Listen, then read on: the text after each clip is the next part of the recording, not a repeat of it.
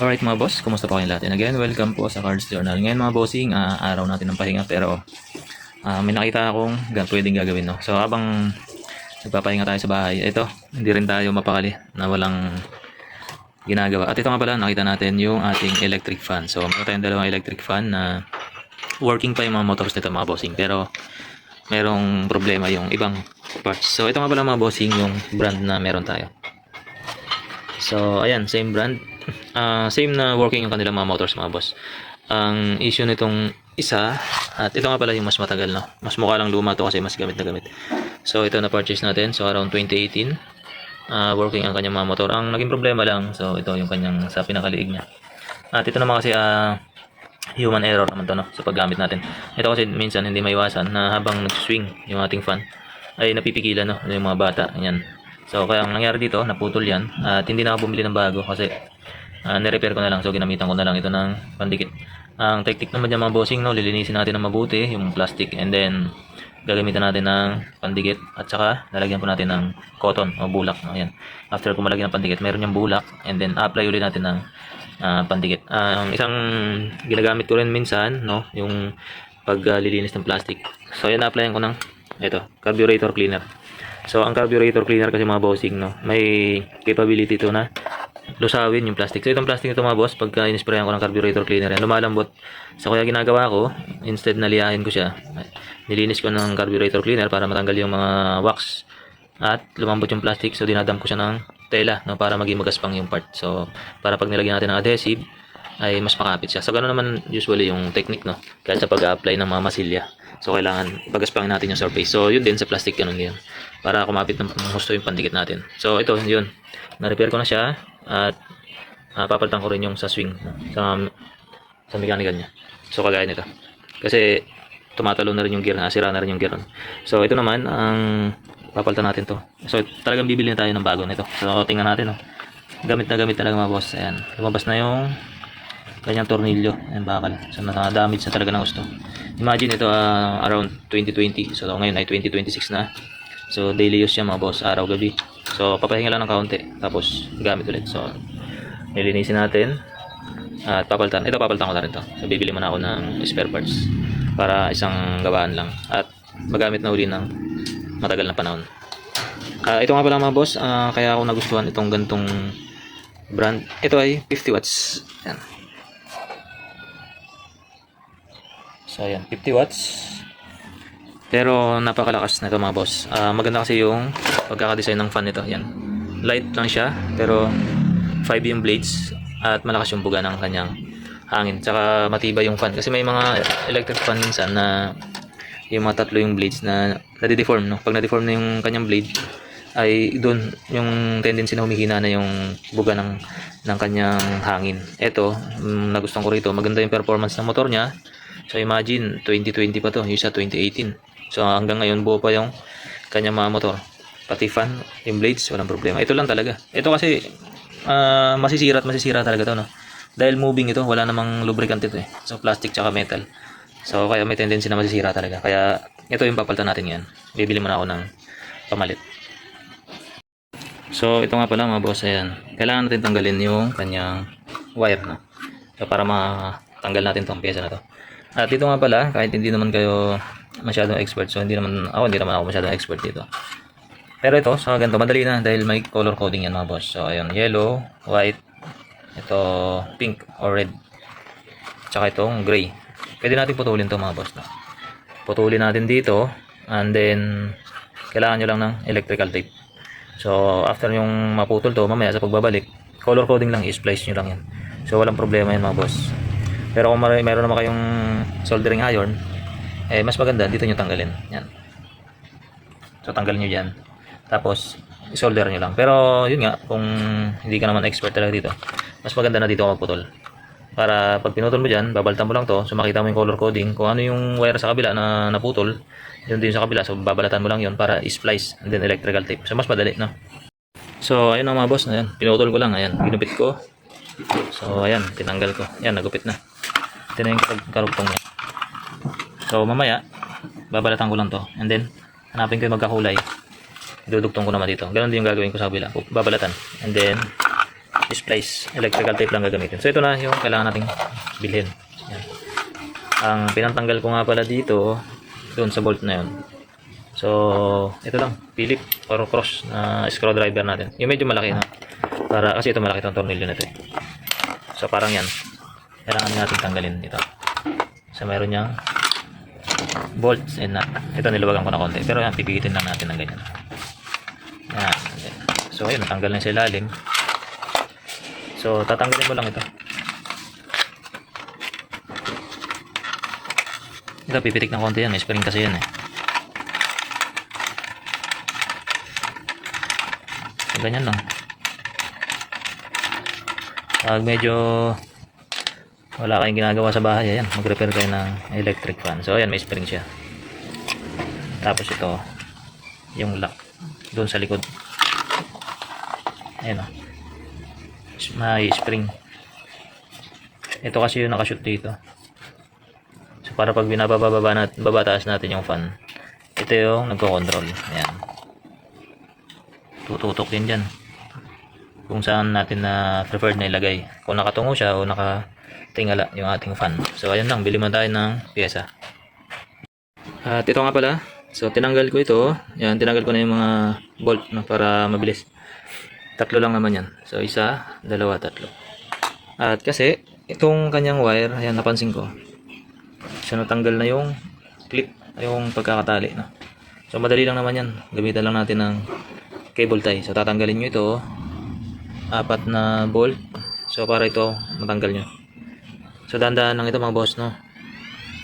So tatanggalin ko muna. So kailangan iangat lang to dahan-dahan. Ingatan natin walang maputol na wire kasi napakaliit ng wire na parang sinulid lang. And then ito meron tayong cable tie. So tatalian lang natin 'yan. So para safe, no. So ganun, kailangan check natin lahat ng pwede. At ito naman pinanglinis ko dito. Meron kasi akong compressor, ayun. So may air compressor ako. So mas madali. Pero pag wala kang air compressor, dapat yung ano lang, paintbrush, no, para matanggal yung mga ali-alikabok. So ayun mga boss, naibalik ko na. At hindi ko na naipakita. Pero ayan, nilagyan ko lang siya ng cable tie. Ayan. Tinali ko ng cable tie. So tinanggal ko to. So dalawang cable tie lang yan. Isa sa loob. So para safe na siya ulit. So ano yan, napakaliit kasi ng mga wires nito. Ayan. Parang sinulid lang yung mga wire. Ayan. Yun yung hindi masyado makita sa camera. So yung copper na yun. So napakaliit. Parang hibla ng sinulid. Kaya maging maingat din tayo kapag so ginagalaw natin yan. So ayun, bibili na lang tayo ng pyesa and then kakabit na natin. So ayun, na-repair ko na yung nakapaglagay na ako ng cable tie. So safe na yan. At ngayon, tatestingin ko naman. Ito nga pala, kailangan din natin i-lubricate. So ito na-lubricate ko na. Papakita ko lang paano. Tsaka dito. So kailangan natin ng ito, penetrating oil or lubricating oil. So ito lang gamit ko. So kasi katagalan, ito, nagkakaroon ng corrosion. So tumitigas na yan. At ito nga pala yung sabi ko kanina na color coding. So ganito lang kadali, no? Ayan. Dahil nga pinutol ko siya. Pinutol ko yan. So splicing lang. Babalatan lang natin kung ano yung katapat na kulay. Yun, pagdidikit natin, gamitan natin ng electrical tape. So temporary lang yan kasi kailangan natin ibalik. So papakita ko lang kung paano natin nilolubricate ito. So ito lang. Spray lang natin yan. May bushing kasi yan dyan. Ang pinaka-bearing ito bushing. So ayan. So ganun lang. Lubricate natin. Tapos hihitin ng konti yan. Okay, panda rin natin. Pwede rin naman. So panda rin natin. Kanina kasi medyo matigas na to pag naka number 1. Medyo matagal na umandar. So ngayon, try natin. So yan, madali lang. So malambot na kasi siya. Gawa ng penetrating oil na pumunta doon sa kanyang bushing. So nalubricate na yung kanyang bushing.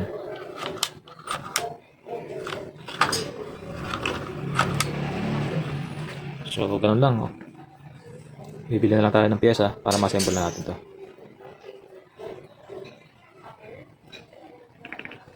So sa kabila ganun din. Pero sa kabila kasi nito meron tong grasa. Pero pwede naman natin lagyan ng lubricant para makapenetrate dito sa kanyang shafting tsaka sa bushing. Konti lang naman kailangan natin diyan. So para malinis lang pinaka-bushing niya.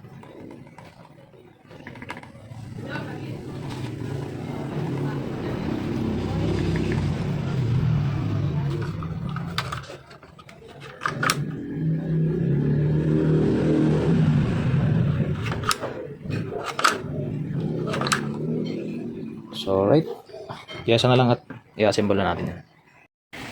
Ito na mga boss, at nakabili na ako ng mga parts. Ito nga pala yung pinaka-leg niya. bumili ako ng 2 piraso kasi para may reserba. Ito nga pala, nabili ko yung sa liig ay 85 pesos. Yan, 85 pesos. So, yung dito, kukunin ko lang ito. Yan. Lilipat lang natin yan dito.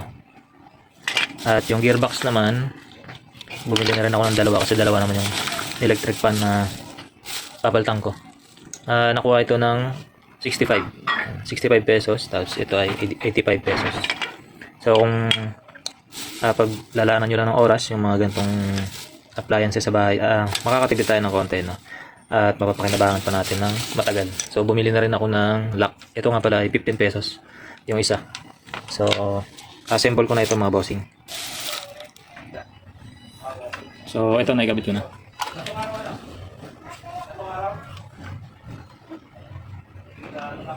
At next naman, itong ating motor. So, kailangan ipasok natin muna itong wire na dito.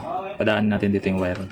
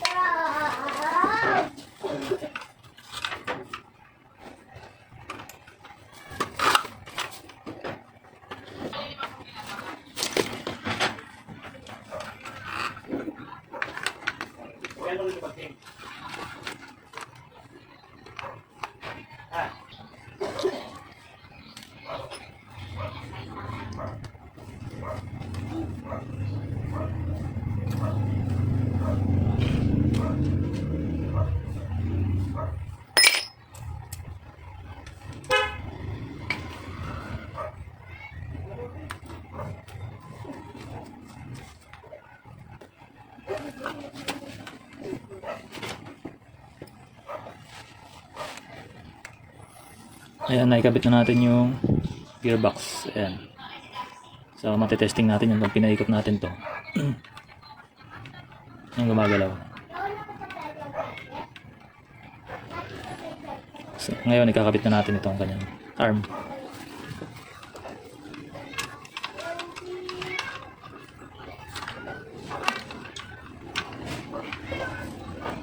And then, yung kanyang bolt.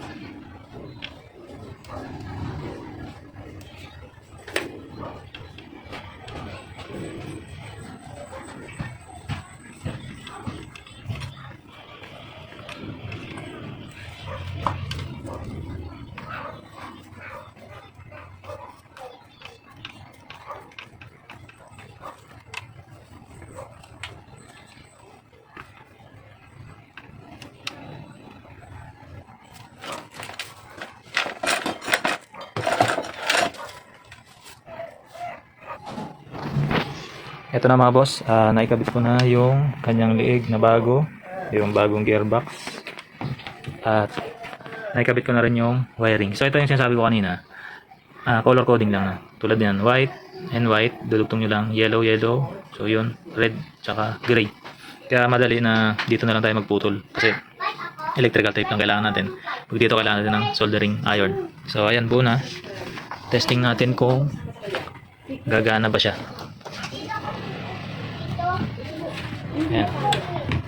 Ayan. Check ka muna.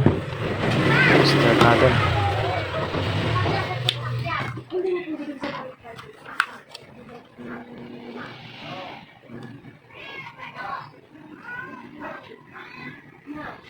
So ayan, mga bossing, buo na yung ating electric fan. So ayan, ang nagastos ko lang dito ay itong kanyang neck na 85 pesos tsaka yung 65 pesos na gearbox. Yan, ayos na ulit.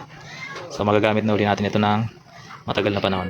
At hanggang dito na lang, mga boss, at muli po maraming salamat po sa inyong oras, sa inyong panonood, at ingat po tayo palagi, mga bossing.